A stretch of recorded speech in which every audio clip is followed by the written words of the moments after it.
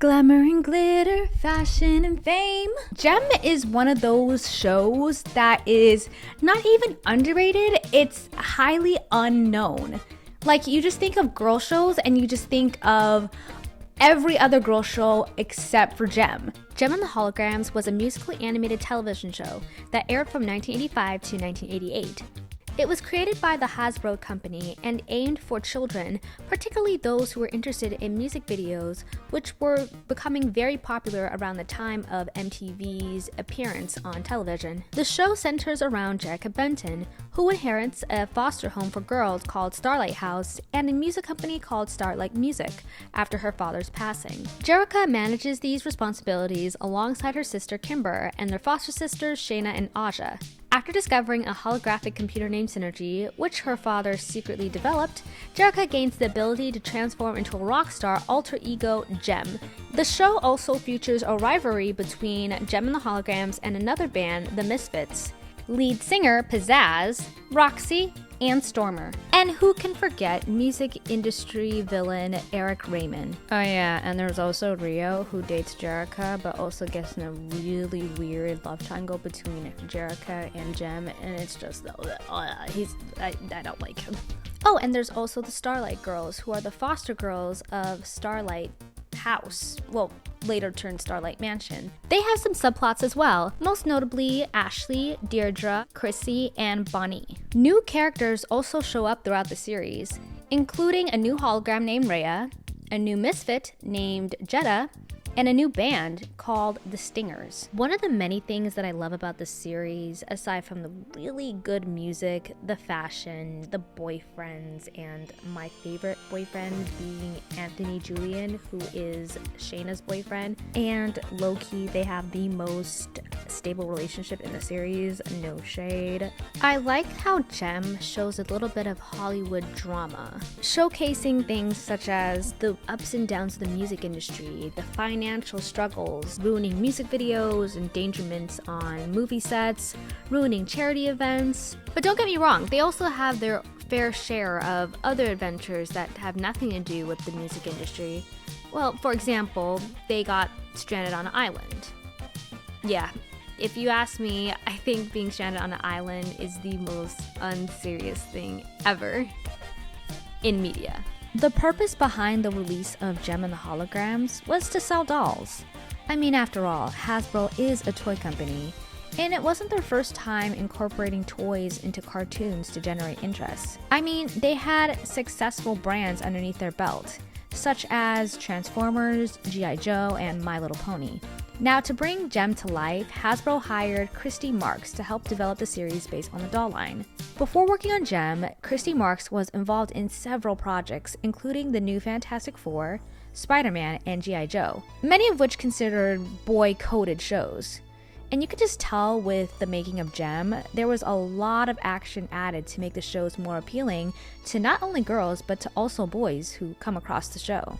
Most of the music for Gem and the Holograms was written by Anne Bryant and Ford Kinder, a songwriting duo who also worked on other animated shows like Transformers and G.I. Joe. Throughout the series, the duo wrote about 160 songs for Gem, with Bryant writing most of the hologram songs and Kinder writing most of the Misfit songs. Britta Phillips was casted as the singing voice for Gem, as well as Ellen Bernfeld was casted as the singing voice for Pizzazz. A little bit of a fun fact, but did you know that Britta Phillips recorded the theme song while having a cold? I now look at the theme song differently now. I mean, the songs are just so good. I mean, I can never forget songs such as Twilight in Paris, Music is Magic, Like a Dream, Love is Here, which is my personal favorite, and I just remember just making a music video with my sisters based off that song. And we have some Misfits songs that also hit too, like Universal Appeal. That is one of their best songs. I like Taking It All, Out of My Way, I'm a Giant, It Takes a Lot to Survive. I mean, they got some good songs. Let's talk about the voice acting, in particularly Samantha Newark, who voices Gem Jerica. Whenever I hear Jerica, it's so different to other voice acting in cartoons. I mean, she's responsible, constantly stressed out, level-headed, and she just sounds like an adult woman. A vast contrast to other cartoon women who sound more silly, high-pitched, and over-exaggerated. The biggest rivalry between Jem and the Holograms wasn't surprisingly the Misfits or the Stingers. Rather, it was Barbie and the Rockers. While Jem had its own success, with it being Nielsen's #1 syndication cartoon in 1986, and by 1987 was watched by 2.5 million viewers weekly, all that success would be nothing if their main source of revenue, which were the dolls, would do well. Now, the controversy of the startup of Barbie and the Rockers is pretty, how should I say this, shady. I'll summarize it by reading this comment that I found while watching a whole bunch of Jem essays. Rumor has it that Hasbro had a Jem doll box at a trade show in Asia around November of 1985.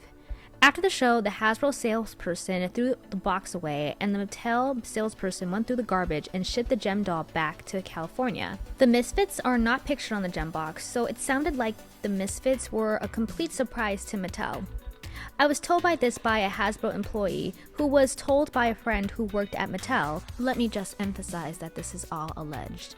When Mattel released Barbie and the Rockers, a year later after the release of Jem and the Holograms, it was no shocker that Barbie and the Rockers took over the majority of the sales that were meant for Jem and the Holograms. I mean, if you have an established brand such as Barbie that has been around since then, I guess around 40 years, and Jem and the Holograms has been around for over a year now, of course people are going to gravitate to the more established brand.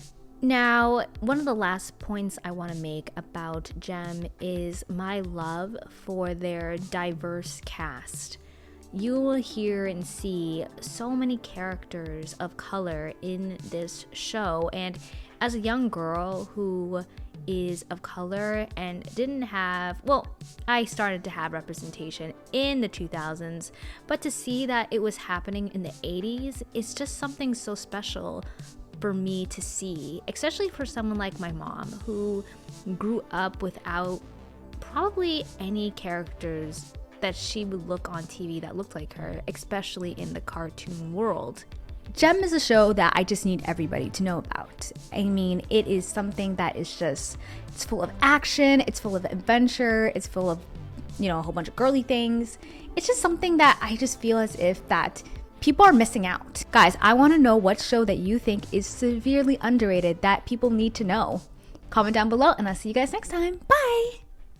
I am very lucky to be hanging out with Destiny's Child here. We're at Wonderland, and they're going to be performing a concert tonight. Do you want to sing a little bit of the Jem song? I can sing Jem too. We don't know all the words. Okay, I know a bit of it too. Jem is truly outrageous, truly outrageous. Whoa, Jem, the music's contagious, outrageous. Jem is my